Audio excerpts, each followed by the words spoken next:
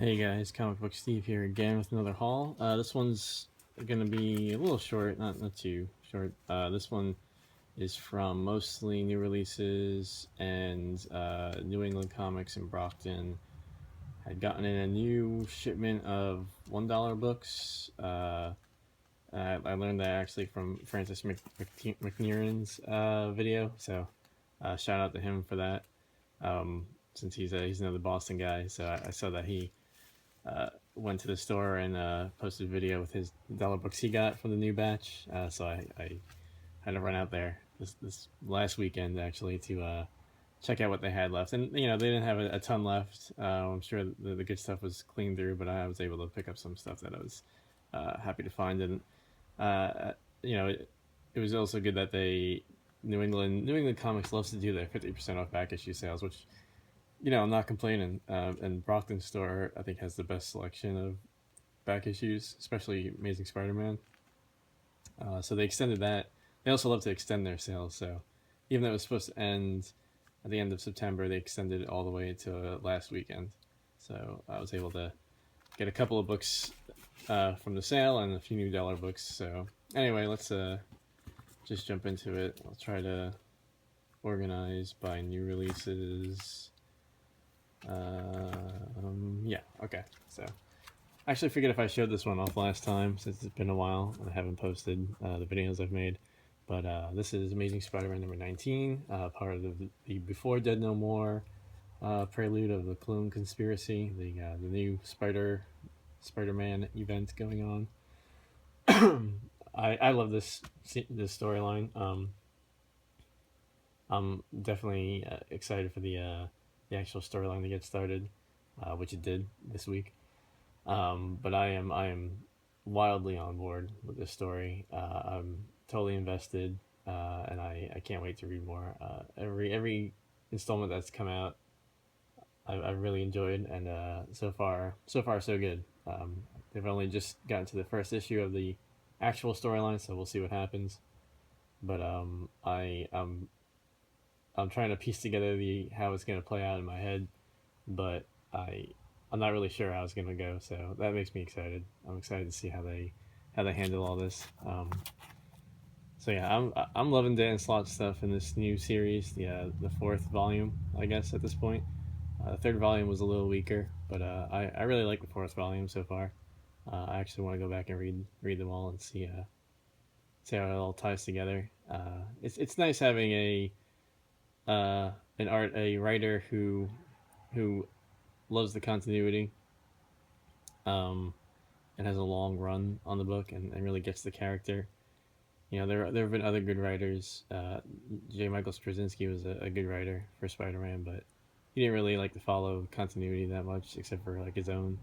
So I don't know. I know there's a lot of like people who won't slot off the book, but I'm really enjoying his stuff, and for me it'll be sad when he leaves. But yeah, I think this is great. Clone Conspiracy stuff. So I am a fan of the Clone Saga, the original Clone Saga, like the '90s one, not the original one. I guess the original one's not too bad either, but I mean, it did fall off the rails a lot in the middle, and even at the end. But I like Ben Riley. I don't know. For some reason, I'm partial to Ben Riley. Um, so this is another one I picked up. I got the B variant last time, with the Faneuil Hall, something with an N, Newberry Comics. Um, Still had a couple issues of the regular cover, so I figured I'd pick one of those up. It's a great story. I'm not really into indie books, but I do love Remender's work, so I thought I'd give this a shot. And the first issue is really good. We'll see where it goes.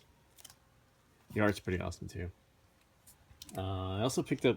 This is from this week, even though it came out last week. Champions #1, one of the variants. I don't know what the ratio is on this. I don't even know who the artist is on this, but I didn't like the original regular cover. I only got this because I heard good things about the series, so I wanted to check it out. Originally wasn't too interested in picking up any of the books from this, but the first issue is pretty good. I thought it was fun, and I will watch this series with caution. Not super excited about it. I don't have a lot of high hopes for it, but the first issue was surprisingly entertaining, and I'd like to see where it goes. Then we got this is the first issue of the Clone Conspiracy. I don't know why they didn't just do this in the main storyline instead of having a miniseries that takes over as the main storyline. It's kind of a really weird marketing choice. This is the Bagley variant. Love Bagley's art. Like I said before, I mean, I'm really enjoying the Clone Conspiracy. This issue was awesome. I I I don't know how someone could not like it. I'm sure there's people that don't. Uh, some of the reviews have been positive, but not like glowing. I would give this a 9. I really enjoyed it. I'm really intrigued and excited to see where it goes. The backup story alone, I think, is worth the price of admission if you're a fan of Gwen Stacy.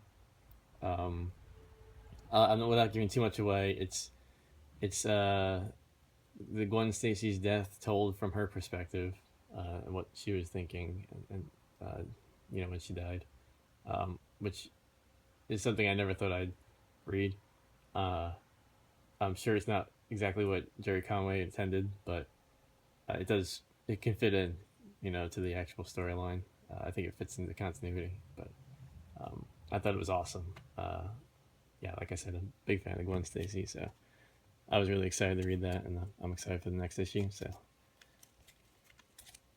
I believe that's what they're going for. I also picked up the Gabriel Dell'Otto regular cover. Not one of his best covers, I think. It's a little dark, but not even like dark in a good way, just kind of like muddy almost.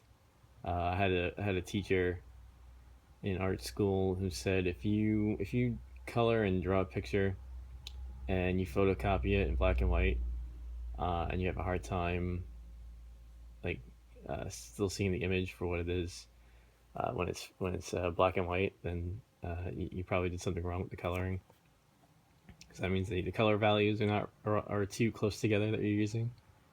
Uh, and I thought that was an interesting way to put it.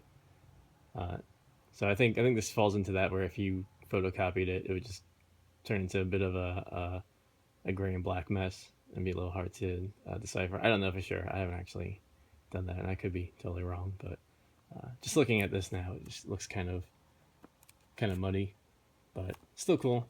Like I said, love the actual book, so I'm excited for that. Here's one I didn't really enjoy that much. The Jenny Tarkovsky. I don't know how to pronounce that. The Cage #1. I didn't like it. I got this because of all the hype from it being delayed for years and being one of the lost projects of Marvel whenever they make those like projects that never got made lists. And I was excited for the Cage show, so I thought I'd pick this up. It feels, the art's cool. Like I like the style at least. It's a little goofy, but for what it is, I think it's good. Um, I like the composition of the artist, but the writing was super lazy. I felt, I mean, super lazy. It feels like the writing felt like something that I would have written when I was like 10 years old making a comic. It's very basic plot, very basic lines. It was almost, I couldn't believe I was reading it, honestly. Um, yeah, I wish I didn't pick it up, and I definitely will not be picking up any of the further issues. But if you like his art, then I think that's worth it. But it's not enough of a selling point for me. I was just um, sort of interested in it, but I can definitely live without it. I'll look at pictures online if I really want to see the guy's art. Yeah, not too excited about that. And even the Netflix show I thought was underwhelming compared to Jessica Jones and the Daredevil seasons. I really wanted to like the Luke Cage show. I watched the whole thing. Some of the villains were good, but I thought for some reason Michael Coulter, even though he looks a lot like Luke Cage, I felt like he was playing the character a little boring. I feel like he's more of like it's almost like he was a supporting character in Jessica Jones, but he feels like an actor that is best as a supporting character. But since he was playing a character they wanted to do a TV show with. They just kept him as the character and gave him his own show, but he can't really like hold his own show. Just the other shows have characters that you really relate to and kind of stand on their own and are interesting. I didn't feel like he was interesting at all. I don't know. I can go on more about that, but I'm not gonna. I don't want to spend the whole time reviewing Luke Cage. I really wanted to like it, and I don't know. I was disappointed. That's that. I will. I'm more excited for him in Defenders as part of a supporting cast, but I'm bummed that it didn't. It didn't hit all the notes I wanted it to in the TV show. Lady Mackay, I don't know how to pronounce that. I love this cover. I have the other cover. I really only got this for the design of the character. I don't know anything about the character, but I love that design. I would buy a statue of that if they made one, or at least desperately want to get the statue of that if they made one. I'm sure it would be a few $100s. But I thought it was really cool, so I thought I'd pick it up. This was at Newberry, and it was 20% off wall books, so I figured I'd grab that guy. The rest of these are all, no, actually there's one that's not a dollar book, so I'll just show that off first.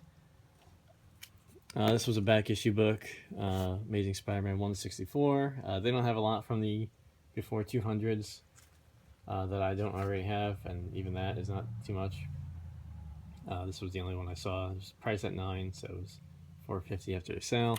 Now it's a fantastic copy. It's very solid.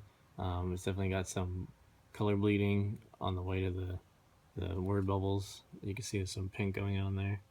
But overall, I thought it was pretty solid. Even you can even see the color bleeding on the white of Kingpin's jacket, which kind of sucks. Made me a little hesitant, but for $4.50, I figured why not. I'm getting close to completing 200 to modern day, so I'm gonna start dipping into 100 to 200 and see how far I can get with that without killing myself. So that's that guy. The rest of these are all from the dollar bin. The new shipments I've gotten. So we got Spectacular Spider-Man 182. Part of one of my favorite storylines. It also happened to be when I was in my prime of collecting comics, so I could be a little nostalgic for it, or have nostalgia bias. But I still think it's an amazing storyline. The way J.M. DeMatteis wrote Harry Osborn gave him so many layers, and a lot of his writing had a lot of layers compared to the art-driven storylines of the '90s. It was like night and day. It was so, even as a kid, I didn't really understand why I liked it so much and why it felt so fresh, but I definitely knew there was something special about the way he was writing. Even Sal Buscema, his art was so stylized and so on his like own track compared to all the other artists trying to copy McFarlane or Rob Liefeld or Joe Madura.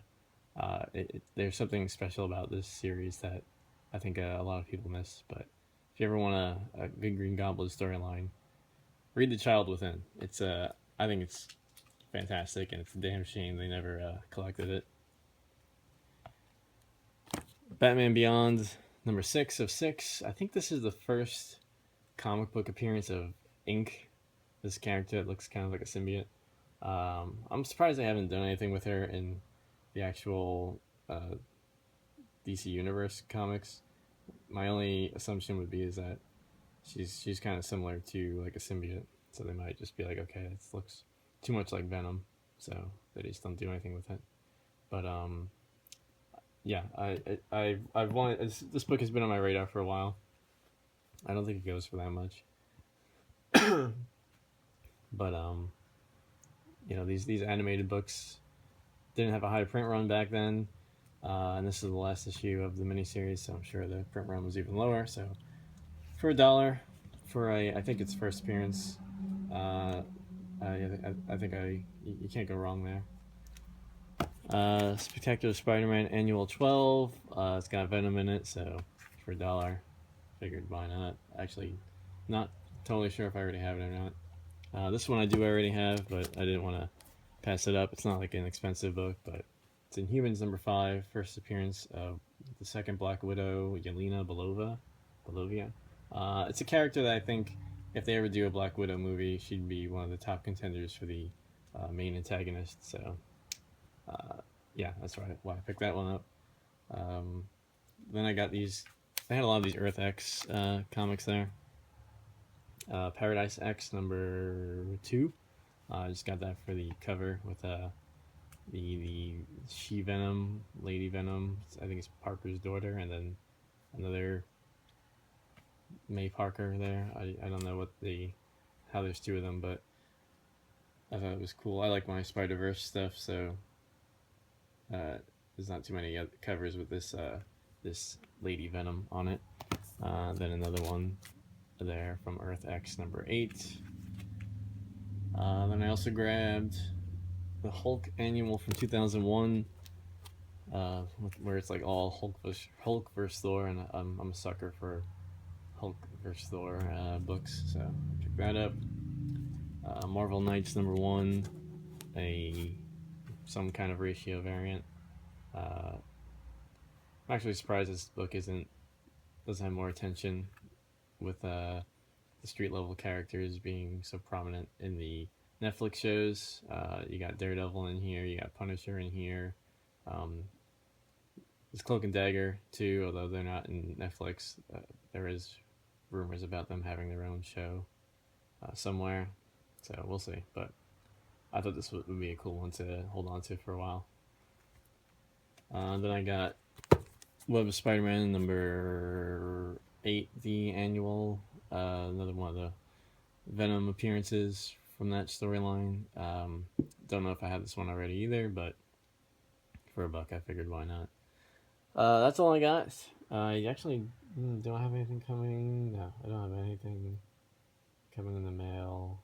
So we'll see. We'll see when I do another one. I'm sure New England Comics will do another sale that'll bring me over to their store in the near future. They love to do their sales. Alright guys, thanks a lot for watching, and I will talk to you later. Actually, wait.